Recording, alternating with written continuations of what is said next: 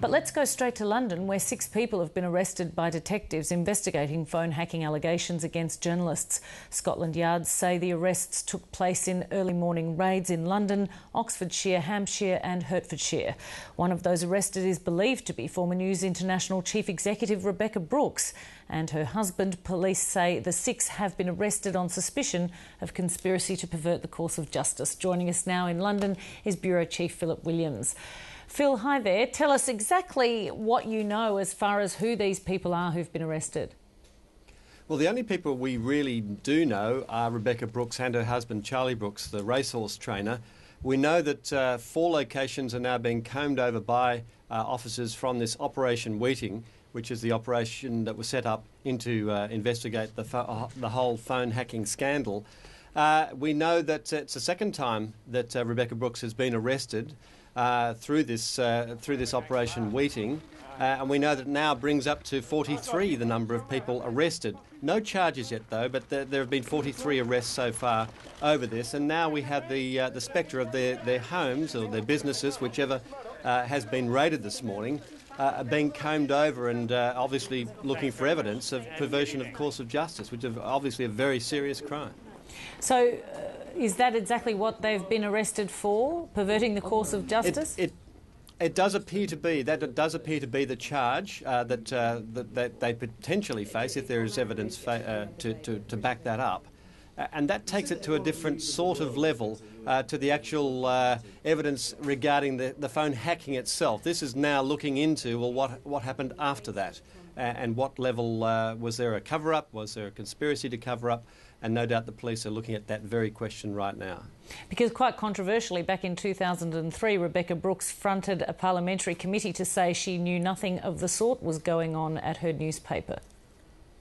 Well, that's right, although at one point she did let slip that they did pay police and then appeared to backtrack on that. But yeah, she's steadfastly since said that she knew nothing about all of this. And has tried to distance herself from it. Now, second time arrested, of course, it's going to be the screws are turning very much on her. But it's very important to note that there have been no charges so far. And here in Britain, arrest does not necessarily mean charge.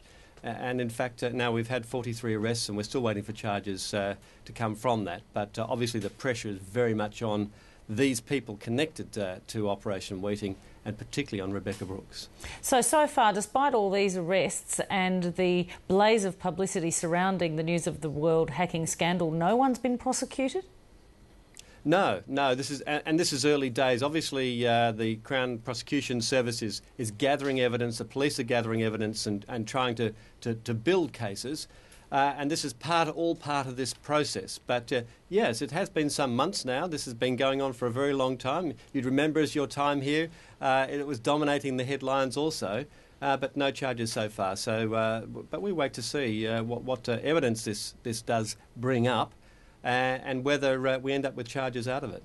It's curious, isn't it, because this comes just weeks after the former chairman of News International, James Murdoch, officially resigned all connection with the UK operation.